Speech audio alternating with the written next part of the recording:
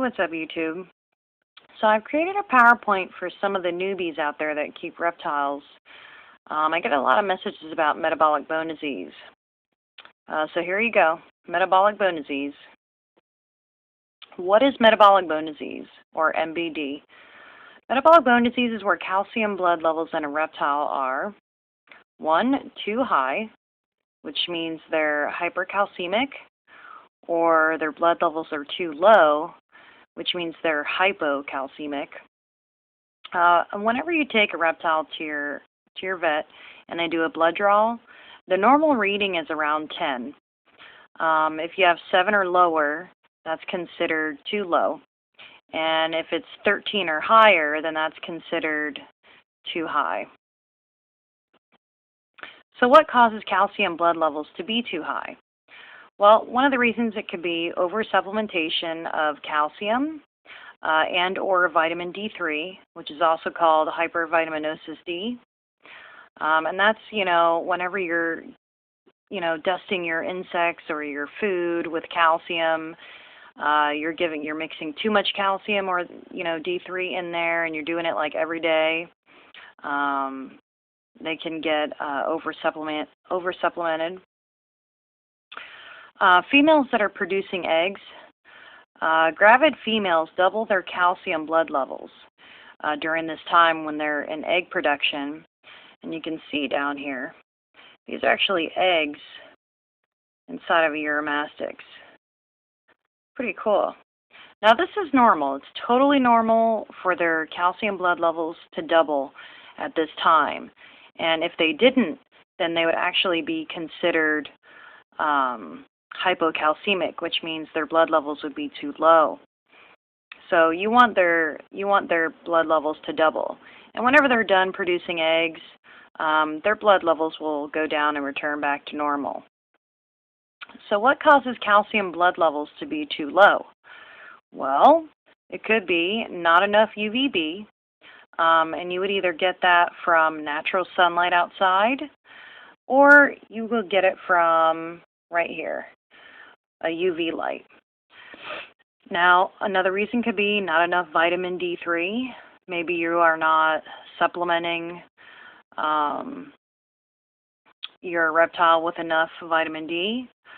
And also, that's what the UVB is for in natural sunlight and in those UV bulbs. It's so that a reptile can naturally make the vitamin D in their skin through vitamin D synthesis.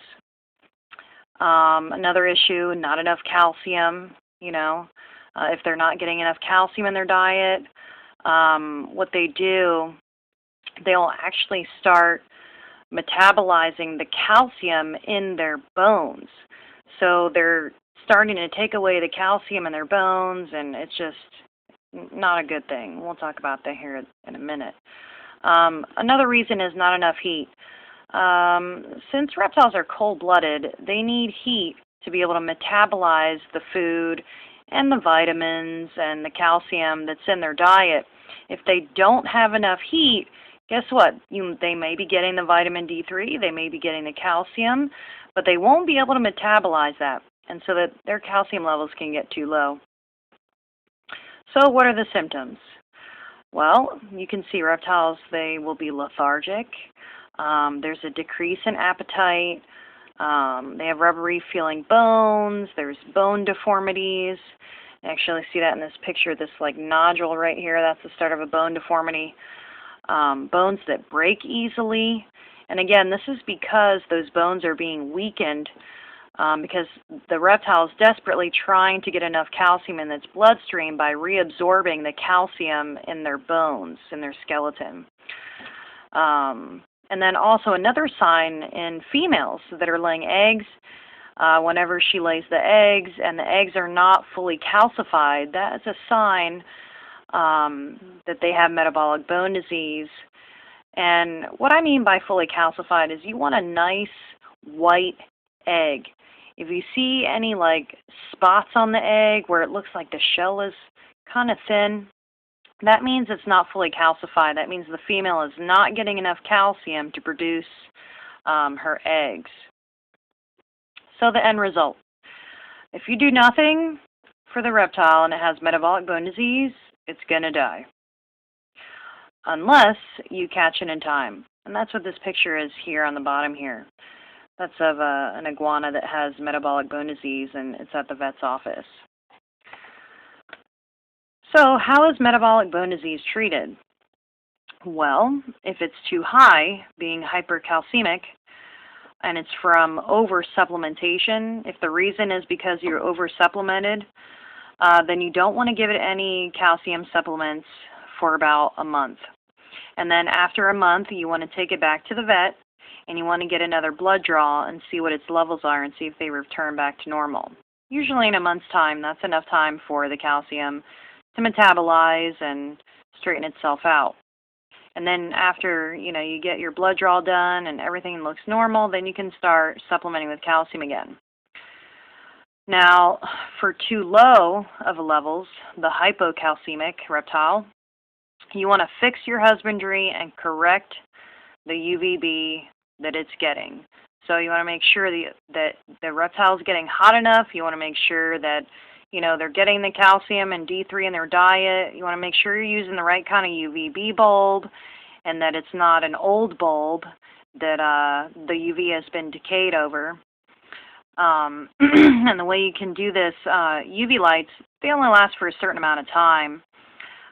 Usually about 6 months is ideal, and then you want to replace your UV lights. Some UV lights can actually last for a year. ZoomEd is pretty good about that. The ZoomEd Rectisun, they'll last for about a year. Another thing, if the reptile is hypocalcemic, the vet can give it an injection of calcium.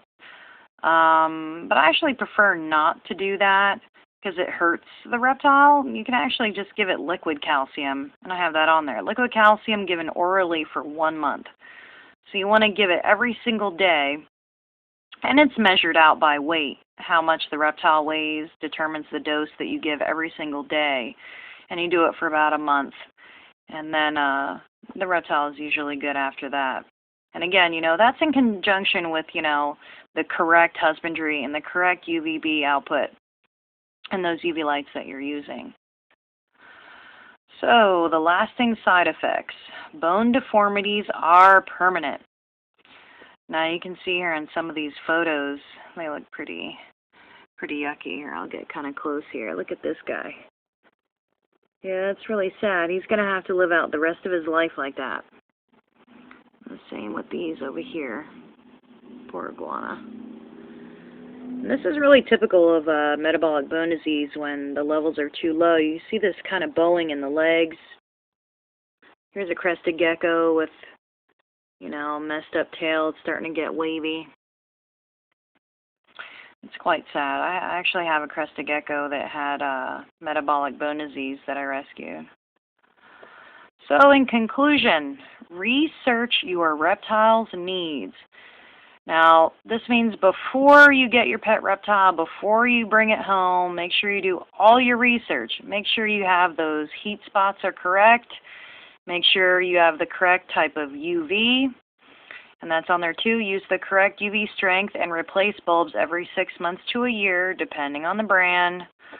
Now, when I say the correct UV strength, what I mean is some reptiles, tropical reptiles, they will use about a 5.0, and that's the strength of the UV light. Now, other reptiles like desert reptiles, like your bearded dragons, they'll take a stronger UV strength. They want a 10.0. So you're going to make sure you do your research and find out what kind of UV light you need for your reptile. You also want to find out, what kind of supplementation you need to use and how much you need to use. So you want to use the correct supplementation and not too much and not too little. You want to do it just right. Now, for most of my reptiles and most other reptiles, your basic supplementation, I usually dust their food, their insects, just once a week with calcium. I don't do it any more than that. I don't do it any less than that. And so far, that's been pretty good. I take my reptiles to the vet, get the blood draws done, and it's right on target. And that's in conjunction with using UV lights as well. Also, do not be afraid to take your reptiles to a qualified herp veterinarian. You know, people take dogs and cats to the vet. You should take your reptiles to the vet too, you know. A lot of them live a lot longer than your dogs and cats, so it would only make sense to take them to the vet and make sure that, you know, they're healthy and, you know, especially if you suspect that something's wrong, you know, you should really take it to a vet, get it checked out. Oh, and make sure the vet knows what they're doing. When I say qualified herp vet, you want to check the references because not all vets know what they're doing. You need to make sure they know what they're doing. And then you can always, like, you know, back check stuff and make sure that, you know, they're giving you the right information out there. And anyway, so that is my conclusion on metabolic bone disease. If you guys have any questions, any of you newbies out there, you can send me some messages. As always, I will help everyone. You know, if they need help, I'll tell them what to do, give them suggestions, try to help them out with, you know, finding a reptile veterinarian and what to look for and things like that. And so I guess that wraps it up.